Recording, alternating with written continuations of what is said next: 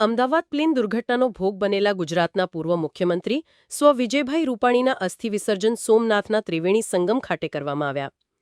આ તકે સ્થાનિક ભૂગેવો દ્વારા શાસ્ત્રોક્ત વિધિ કરવામાં આવી.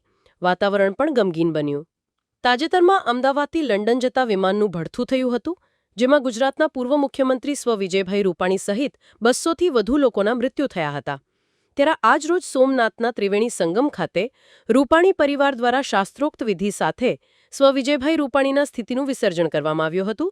તેમના પત્ની અંજલિબેન અને પુત્ર ઋષભ સહિત સ્વજનો પણ આ વિધિમાં જોડાયા. ઉપરાંત દિવંગત વિજયભાઈના સ્થાનિક ચાહકો પણ ઉમટી પડતા વાતાવરણ ગમગીન બન્યું.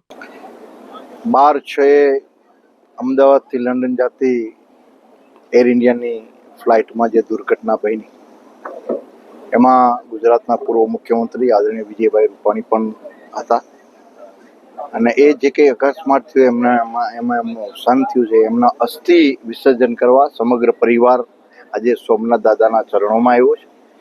અને સોમનાથ દાદા પાસે સમગ્ર પરિવાર પ્રાર્થના કરી છે કે એમના આત્માને ચિર શાંતિ મળે અને એમના ચરણોમાં રાખે. આજે સોમપુરા બ્રાહ્મણ દ્વારા પણ ત્રિવેણી સંગમ ખાતે એમની શાંતિ પ્રાર્થના પણ હતી. અને સમગ્ર સોમનાથના લોકોએ આજે વિજયભાઈને યાદ કરીને શ્રદ્ધાંજલિ આપી છે. આજે વિજયભાઈનું અસ્થિનું વિસર્જન ત્રિવેણી સંગમ ખાતે કરવામાં આવ્યું છે અને સમગ્ર પરિવાર રૂપાણી પરિવાર હાજર છે. સમગ્ર સોમનાથના સોમપુરા બ્રાહ્મણો પણ હાજર છે અને એનું અસ્થિ વિસર્જન કરવામાં આવ્યું છે.